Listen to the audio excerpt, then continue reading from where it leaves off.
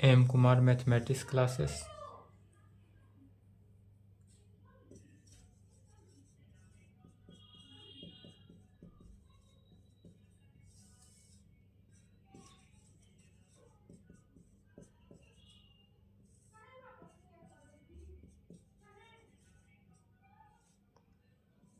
Lecture 6 हुआ। क्या चल रहा है? Solid geometry.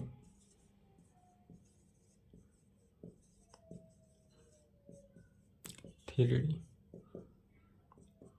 Solid geometry 3D, यही चल रहा था। इसमें चल रहा है प्लेन। तो इक्वेशन ऑफ प्लेन जितना था, अब इसको क्या देखना है? वेक्टर के फॉर्म में देखना है। क्योंकि यहाँ पर जो क्वेश्चन आपको पूछेगा 12th क्लास के लिए, वो वेक्टर के फॉर्म में भी पूछता है। तो कल जो पढ़ाए थे equation of plane in normal form में, टॉपिक डालेंगे, थ्योरम लिखेंगे, जितना थ्योरम हुआ था उसके आगे लिखेंगे। शायद 3 थ्योरम हुआ था तो 4 थ्योरम लिखेंगे। जितना था याद नहीं है, जितना थ्योरम हुआ था उसके आगे लिखेंगे। Equation of plane in normal, यह हो गया था, थ्योरम प्रूव कर चुके थे। Equation of plane in normal form में इसका प्रूफ हुआ था। क्या प्रूफ हुआ था equation of plane in normal form? तो LX plus MY plus NZ is equal to small p में प्रूफ किए थे। यही यदि वेक्टर के फॉर्म में हो तो क्या कहेंगे? तो सर्वप्रथम इसका फिगर देख लेते हैं।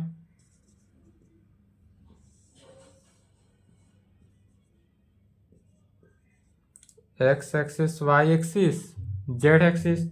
यह तो हमारा ओरिजिन हुआ, ओरिजिन से लेकर नॉर्मल डाले थे। दूसरा एक एनी पॉइंट पी, या एनी पॉइंट पी ले लेते हैं जिसका कोऑर्डिनेट एक्स वाई जेड लिए थे, और यह जो हुआ नॉर्मल हुआ हमारा। यह जो नॉर्मल है इसको क्या किए थे? एक प्लेन में रखे थे। यदि इसको एक प्लेन में रख देते हैं,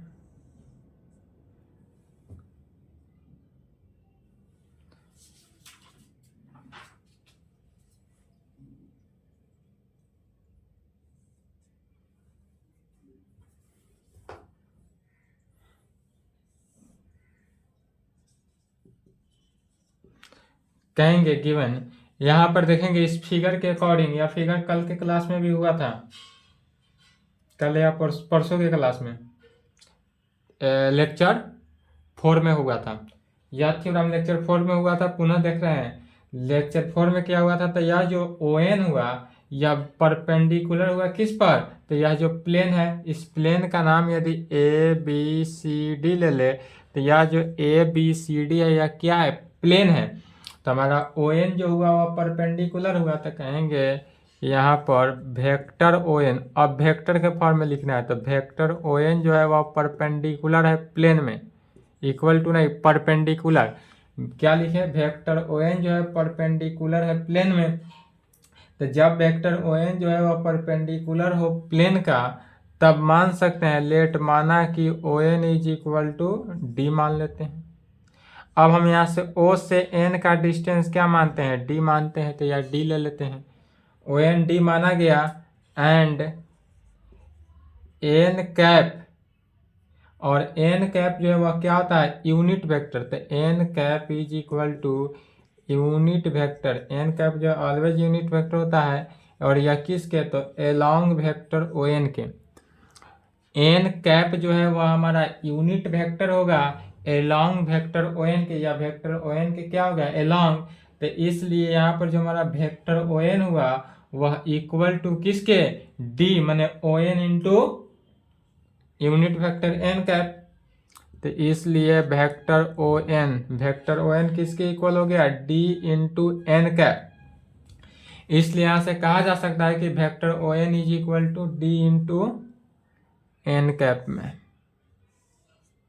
D इंटू N कैप में। दिस इम्प्लाइड अब NP एन से पी का डिस्टेंस, या जो एन हुआ, एन से पी का डिस्टेंस क्या हुआ, तो O P minus O N कह सकते हैं। एन से पी, पी एन का, एन पी का डिस्टेंस जो है वह O P minus O N.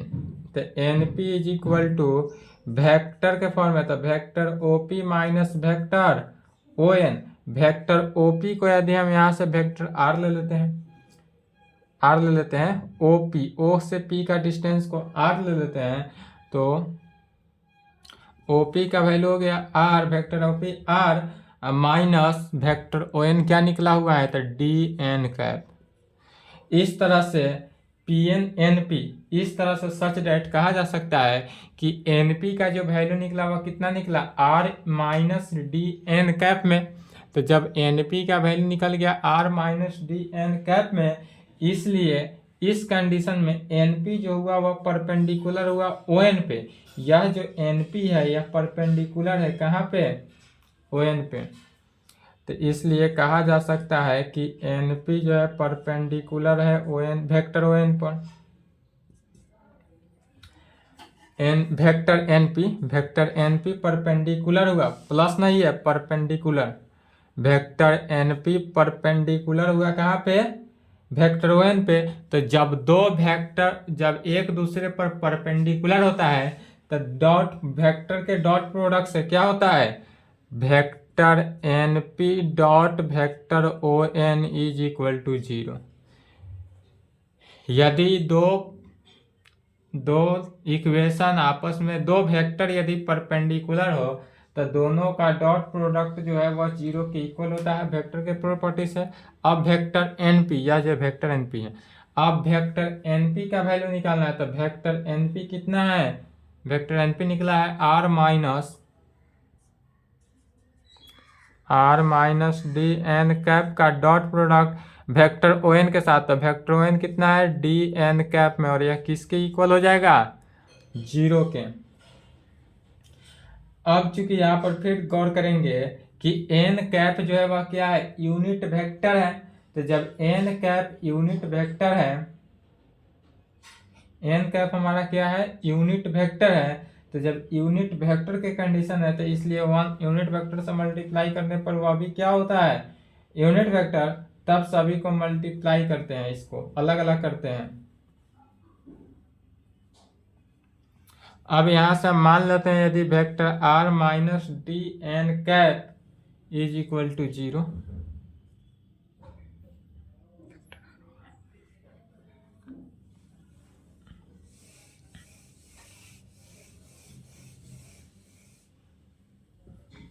First term को 0 के इक्वल कर सकते हैं। तो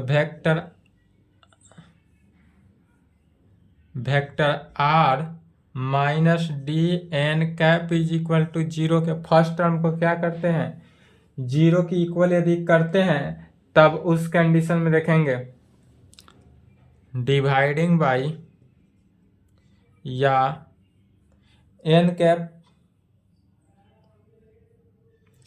कैप से मल्टीप्लाई कर देंगे, तब vector R N cap minus D into 1 N cap. तो N cap into N cap करेंगे तो क्या हो जाएगा, N cap magnitude of N cap का स्क्वायर। यूनिट वेक्टर में मैग्नीट्यूड का वैल्यू 1, तो इसलिए यह 1 हुआ।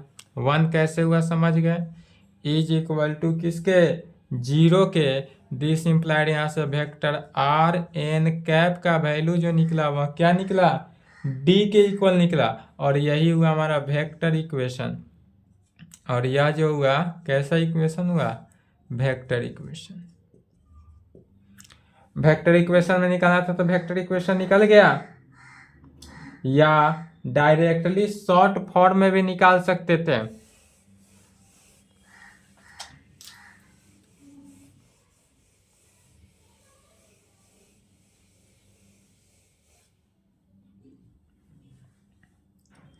या डायरेक्टली शॉर्ट फॉर्म क्या लगाएंगे, तो फर्स्ट लाइन का, चूंकि यहाँ पर देखेंगे दो वेक्टर का जब आपस में परपेंडिकुलर हो तो दोनों का डॉट प्रोडक्ट किसके इक्वल, 0 के इक्वल होता है। अब यहाँ पर माना गया है डी जो है ओ एन है, फिर हम फिगर से, तब फिगर के कंडीशन से जब क्रॉस प्रोडक्ट और डॉट प्रोडक्ट हो तब कह सकते हैं X I cap plus Y J cap plus Z K cap का dot product L I cap plus M J cap plus N Z N K cap, और यह किसके इक्वल होगा? डी के, माने ओ एन के इक्वल। वेयर जहां L M N क्या हो? Direction cosine of vector O N and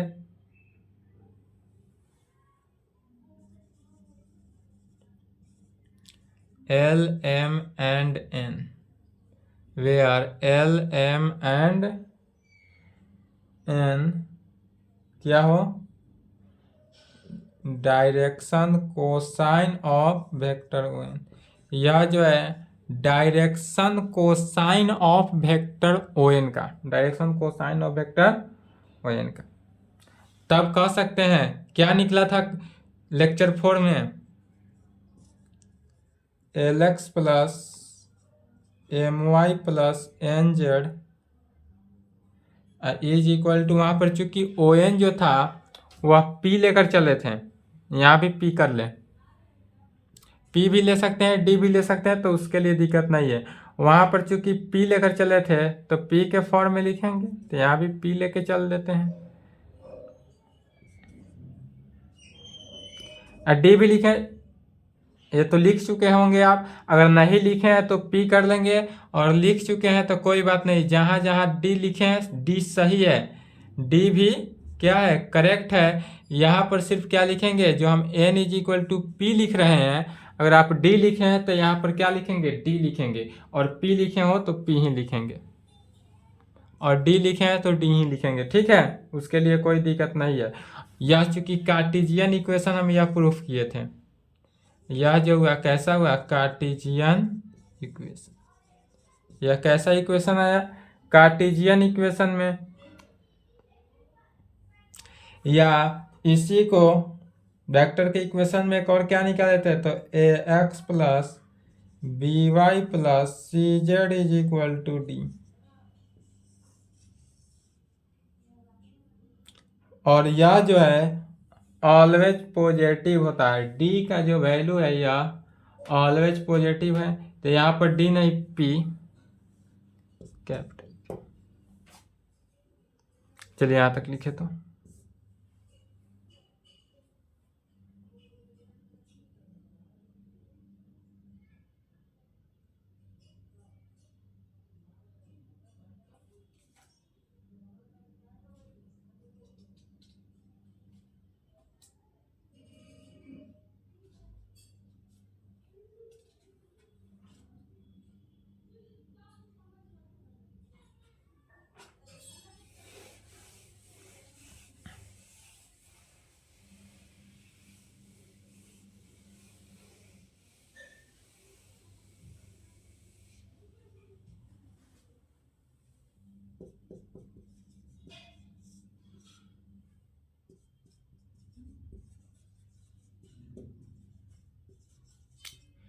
equation of A line passing through a given point. यदि कोई एक पॉइंट गिवन हो और उस पर तब equation of A line passing through निकालना हो तो क्या निकालेंगे? डायरेक्ट लिख देते हैं रिजल्ट, x माइनस x1 आई कैप y माइनस y1 जे कैप z माइनस z1 के कैप मल्टीप्लाई। डायरेक्ट रिजल्ट लिख लें, डॉट प्रोडक्ट करके निकालने से अच्छा है कि डायरेक्ट हम रिजल्ट लिख देते हैं कि यदि कोई इक्वेशन ऑफ ए लाइन हो, यहाँ पर क्या होगा कि इक्वेशन ऑफ लाइन होगा जो पास करता होगा, passing through a given point, एक गिवन पॉइंट होगा, उस गिवन पॉइंट से जब पास करेगा तो उसमें क्या वैल्यू को अप्लाई करेंगे? तब उस कंडीशन में कहेंगे formula a into X minus x1 plus b into Y minus y1 plus c into Z minus z1, यह 0 की इक्वल होगा। इसी को अप्लाई कर देना है, यही फॉर्मूला हुआ, रिजल्ट हुआ। A into X minus X one plus B into Y minus Y one plus C into Z minus Z one is equal to 0, where जहाँ A B C are direction ratio of vector N, जहाँ पर हमारा ए B सी जो है वह क्या है, तो direction ratio of vector N का डायरेक्शन रेशियो हो।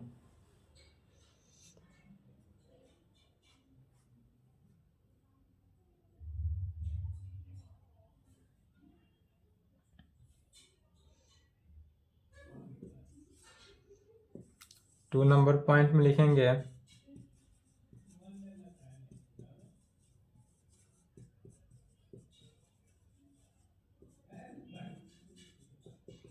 Equation of plane passing through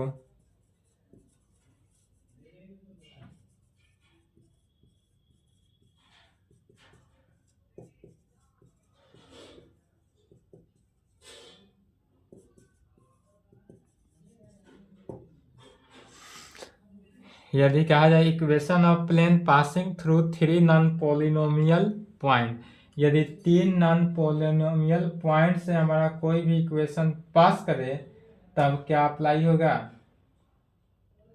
तब इसके लिए इक्वेशन ऑफ प्लेन क्या होगा, तो इक्वेशन ऑफ प्लेन जो है दो कंडीशन में होता है, कार्टेशियन में होता है और एक वेक्टर में होता है।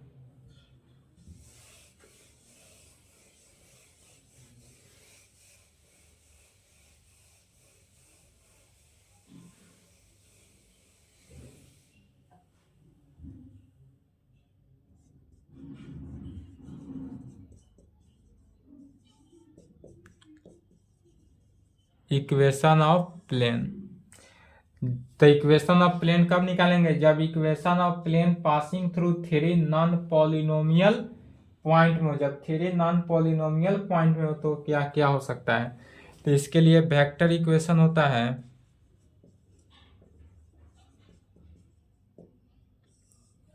इक्वेशन ऑफ प्लेन में वेक्टर इक्वेशन क्या क्या हो सकता है, तो वेक्टर इक्वेशन होता है जैसे vector R dot N cap is equal to D के, डी या पी, डी लिखे या पी लिखे, जहाँ डी भी डिस्टेंस को दर्शा रहा है, या पी चूंकि मान के चले थे डिस्टेंस इसलिए डी ही लिखे या पी लिख सकते हैं, कोई भी लिख सकते हैं,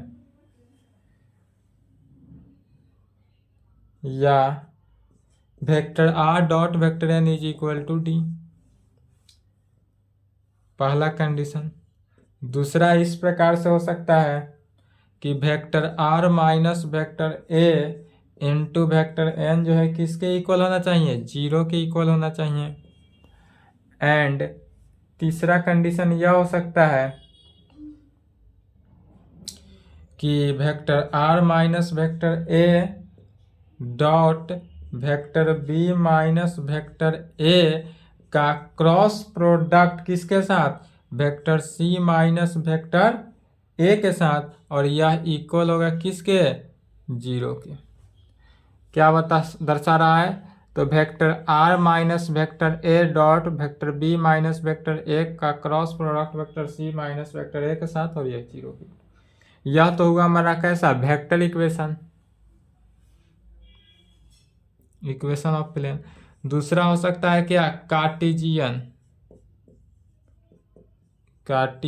इक्वेशन। कार्टेशियन इक्वेशन में क्या कह सकता था, कार्टेशियन इक्वेशन ऐसा हुआ Lx plus M Y plus N Z is equal to P लेकर चले तो पी ही लिखें, क्योंकि पी लेकर नहीं चल रहे हैं तो पी ही लिखेंगे। Lx plus M Y plus N Z is equal to P, या Ax plus B Y plus C Z is equal to P, where जहां पी क्या है, डिस्टेंस को दर्शा रहा है, पी किसको दर्शा रहा है, डिस्टेंस को। यह पहला कंडीशन हुआ। दूसरा कंडीशन यह हो सकता है A into X minus X one plus B into Y minus Y one plus C into Z minus Z one, board पर है नोट पॉइंट 1 में, इज इक्वल टू 0 के।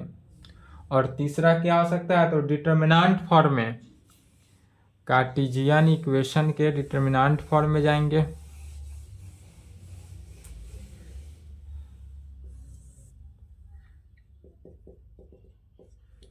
तीसरा इस प्रकार से होता है, determinant of x minus x1, x minus x1 हो सकता है, x2 माइनस x1 हो सकता है, x3 माइनस x1 हो सकता है, y minus y1, y2 minus y1, y3 minus y1 में, z minus z1, z2 minus z1, z3 minus z1 में, और यह किसके इक्वल, 0 के इक्वल, और यह वैल्यू जो है 0 के इक्वल हो सकता है। तीसरा नोट लिखे थे उसको रिजल्ट में कन्वर्ट कर लेंगे, ठीक है। ये सब के सब रिजल्ट हैं। नोट पॉइंट 1 2 3 जो लिखा रहे हैं इसको नोट पॉइंट को रिजल्ट में कन्वर्ट कर लेंगे। अब कहेंगे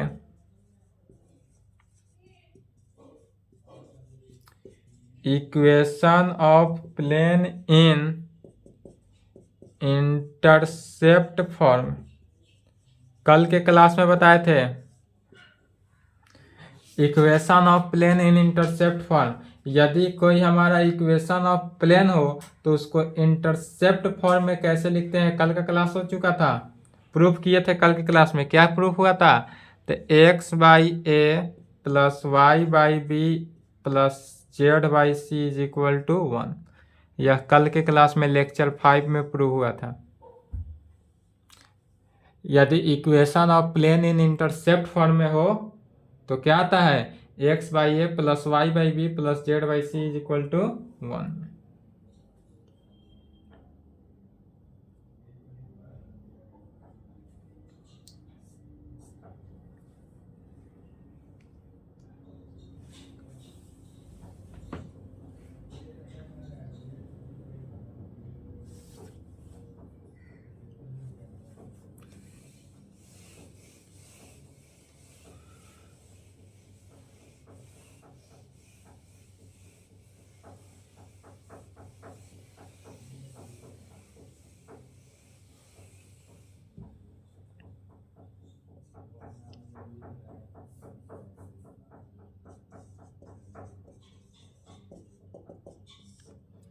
रिजल्ट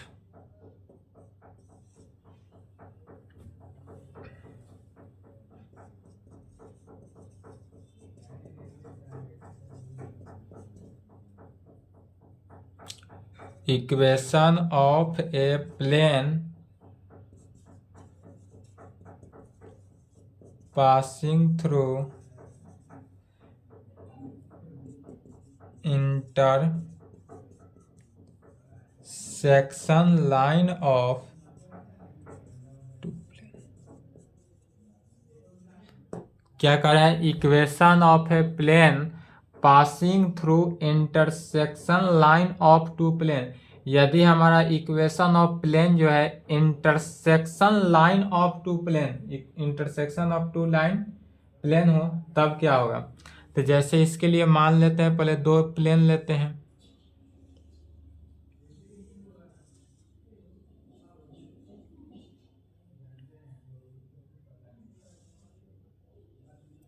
यह कौन सा हुआ, प्लेन 1 हुआ। प्लेन 1 को P1 से दर्शा देते हैं, ठीक है। P1 माने क्या हुआ, प्लेन 1। सिंपली यह लिख देते हैं, यह जो हुआ प्लेन 1 हुआ। एक और प्लेन बनाते हैं,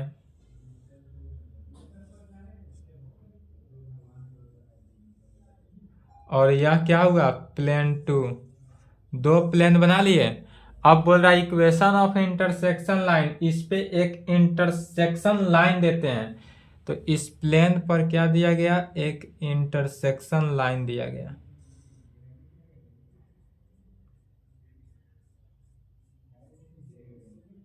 यह जो हुआ हमारा, यह कोई इंटरसेक्शन लाइन दिया गया। तो यह जो इंटरसेक्शन लाइन, यह प्लेन 1 को P1 से दर्शा रहे हैं, प्लेन 2 को P2 से डिनोट करेंगे।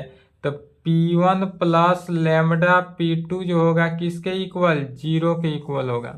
तब इस कंडीशन में प्लेन 1 को प्लस करते हैं lambda plane 2 is equal to 0, और यह जो होगा किसके इक्वल होगा, 0।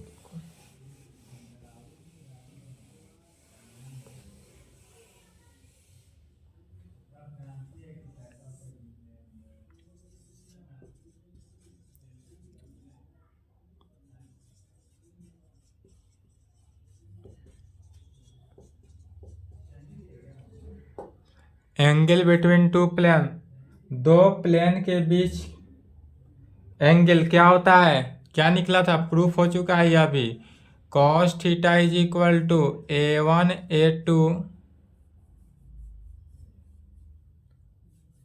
cos theta is equal to A1 A2 plus B1 B2 plus C1 C2 divided by root under A1 square plus B1 square plus C1 square into root under A2 square plus B2 square plus C2 square, यही होता है।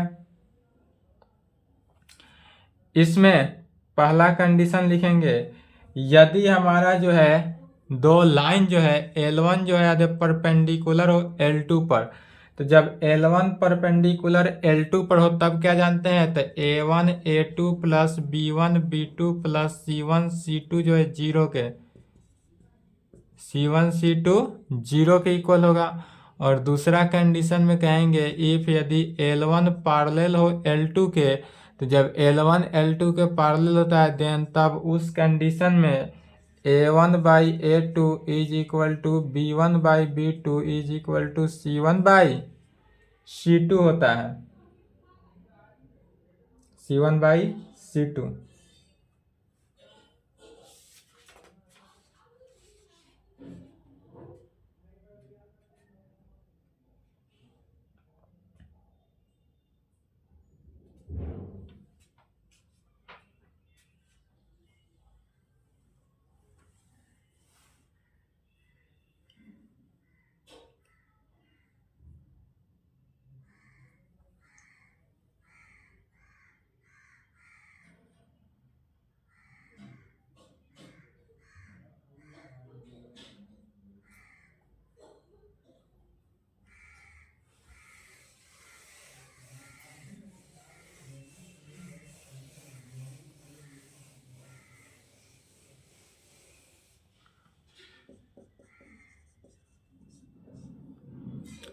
यदि यह कोई plane है,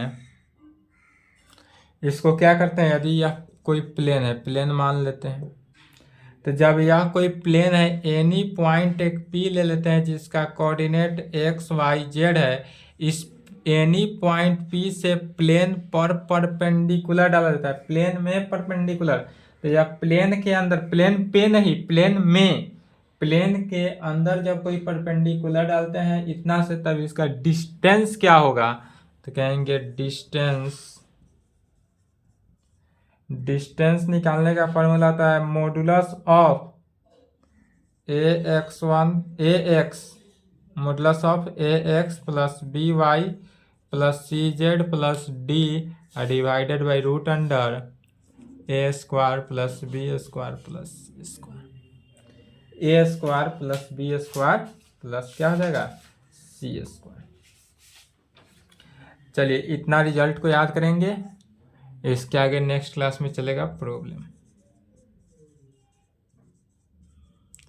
problem on 3D। Next class, आज के लिए इतना ही, यहाँ तक कंप्लीट।